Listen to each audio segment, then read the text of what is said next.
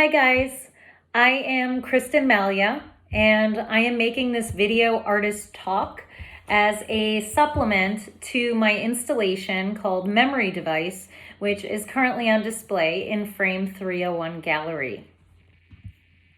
Memory Device is an installation that explores themes that are common in my work. First, I am interested in the idea of containment. This gallery is pretty much a large-scale display case that is currently holding my documentation of life and landscape in a very specific location, Seyðisfjörður, Iceland, which brings me to the second thing I am interested in, place. Places can often act as containers for time. The work contained within this case was created between February and October of this year, 2020. Places hold very specific memories, smells, associations, versions of ourselves at a very particular moment or emotional state in time. Time leads to my third interest, acts of documentation and preservation. As artists, we are archivists in a lot of ways. We interpret information and therefore make it concrete.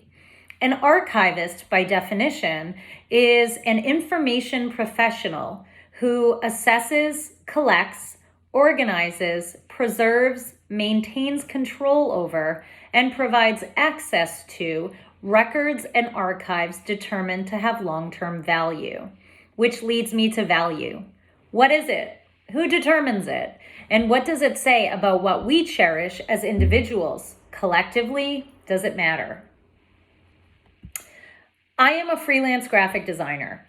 As Mallia Design, I am a one-woman operation working with clients in the arts and hospitality industries with just over a decade of experience. When I'm not working with clients, I'm a multimedia artist. I explore collection, preservation, and installation through a variety of media. Graphic design, printed matter, time-based media, photography, illustration, painting, sculpture, audio, and writing. In addition to these things, I also teach graphic design courses at several Boston universities. On the surface, perhaps, all of these things might appear to be very different. Different rules, objectives, results. However, when you get beyond that sort of outer framework, the way I function in each of these rules is pretty consistent. I am a creature of habit, and that's what I am going to talk about a bit in this video. First, I am interested in process. Graphic design is all about this. You start with pencil sketches on paper to get as many ideas out as possible. You iterate, meaning you sketch, and you get feedback and revisit, and you sketch more and revise, and ultimately, and hopefully, land at more complex or innovative solutions than your first round. Design is all about editing and revising. The same can be said for memories. Memories are edited over time.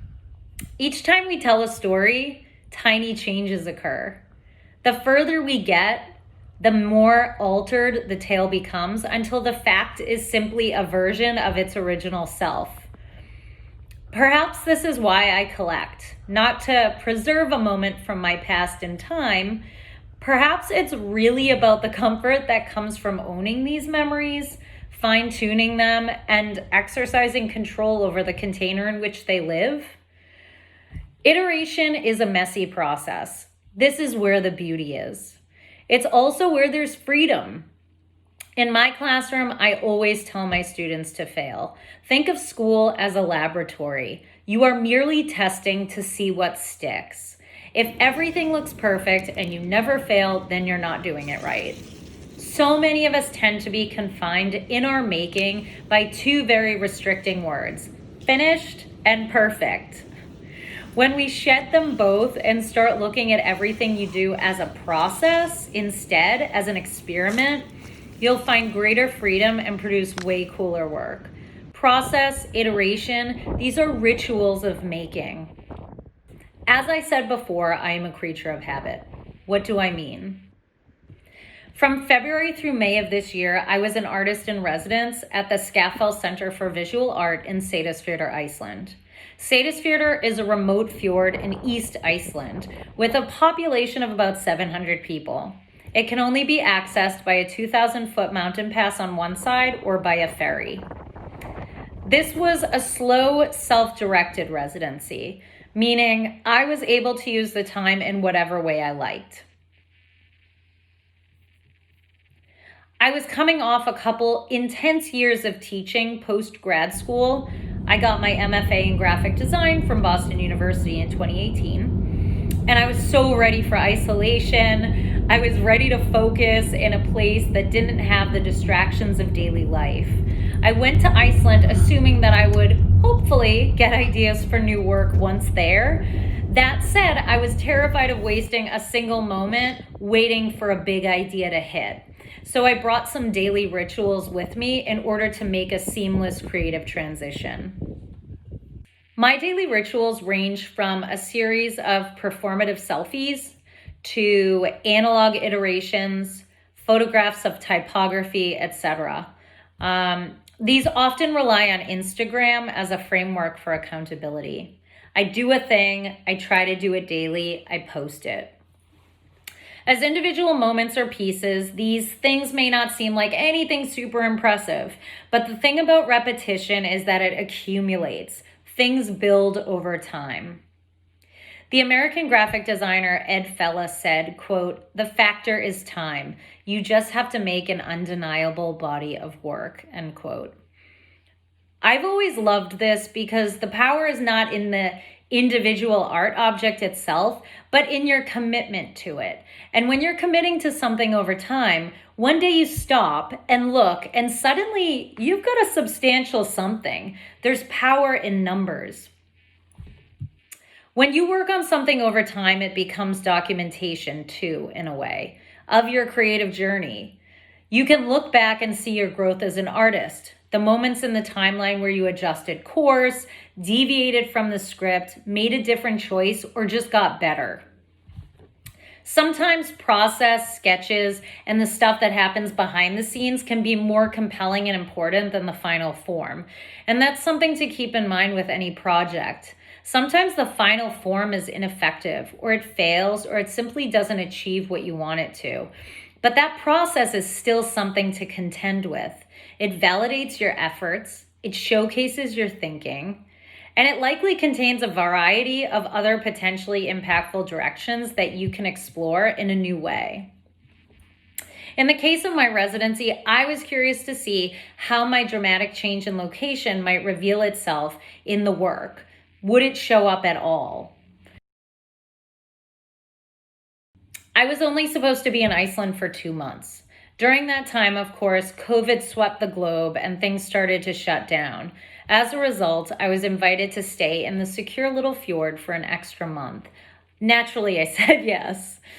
To maximize my bonus time there, so to speak, I decided to create a new ritual, something I would be forced to do every day for every extra day that I got to stay in this magical place.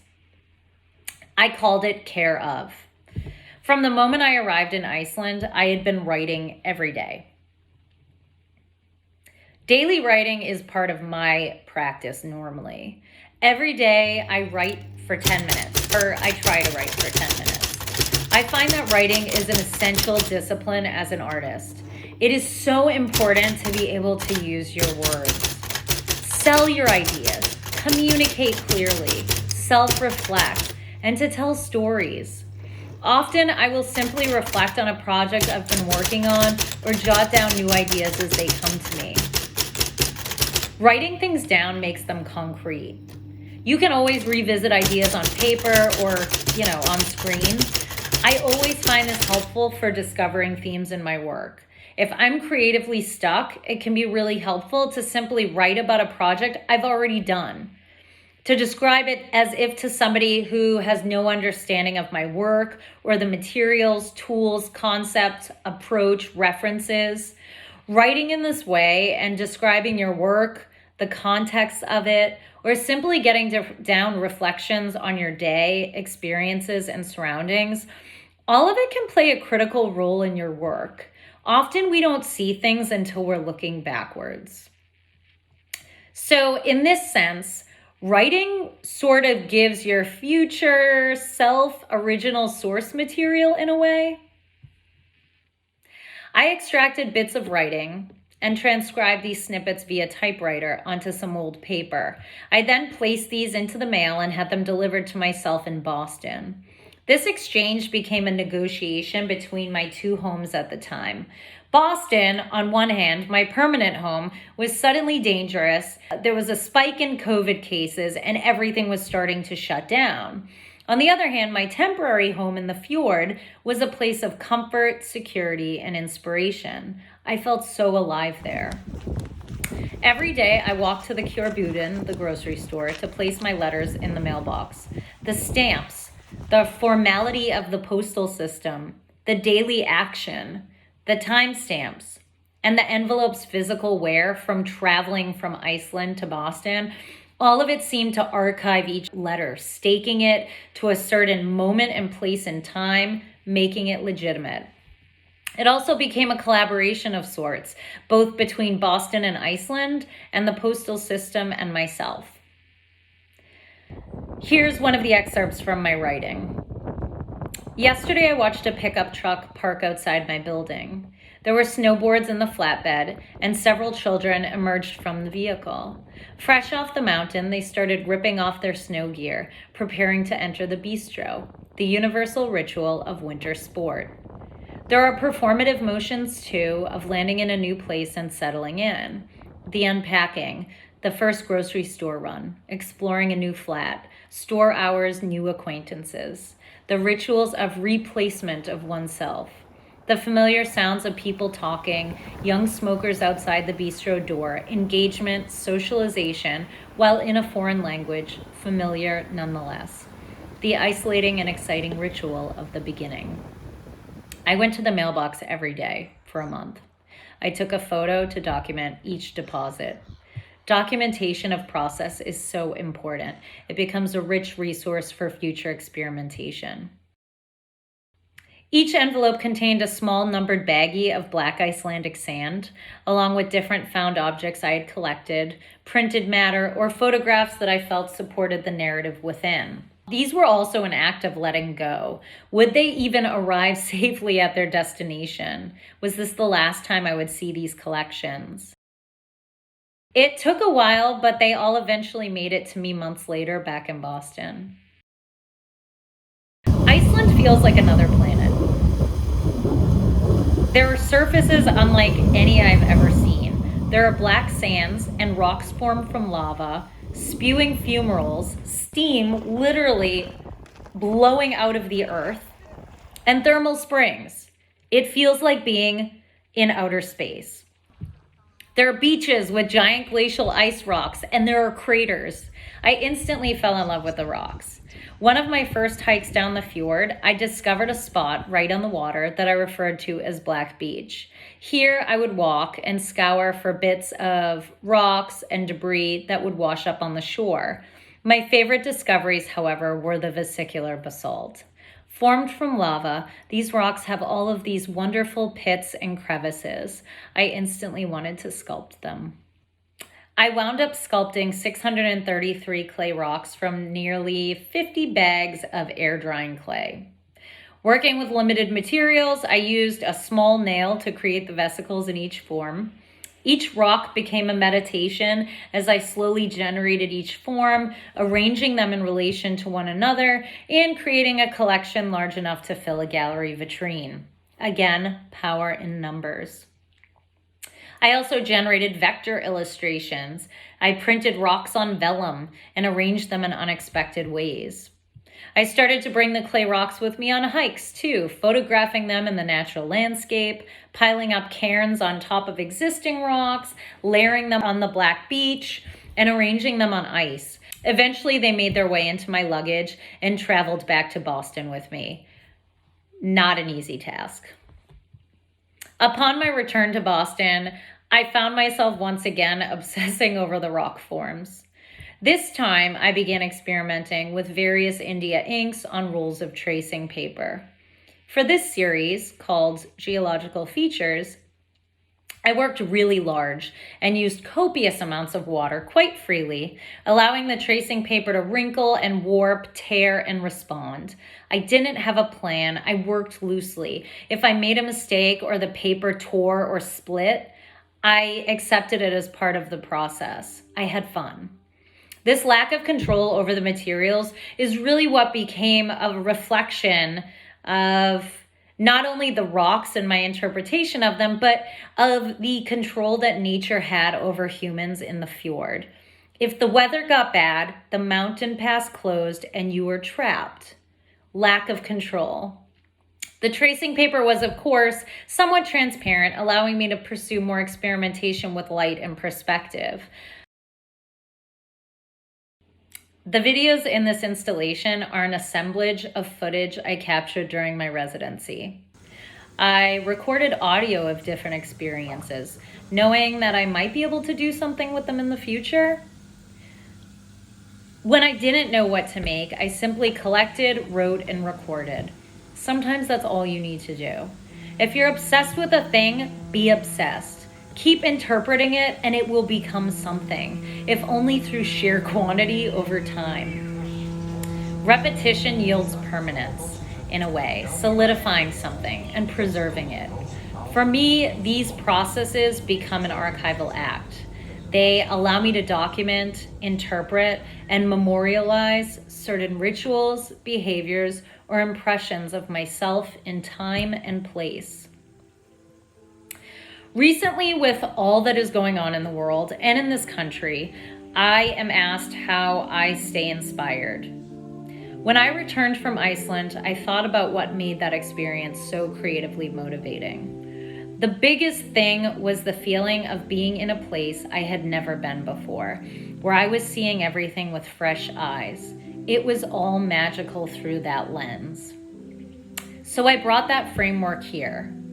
Every time I walk down the street or look up at a building in Boston or drive down the highway, I try to imagine what this world looks like to an artist from Iceland who is on residency here in New England. Suddenly things seem very fresh.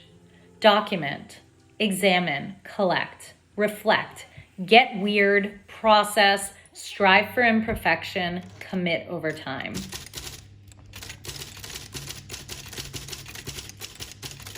And that's it.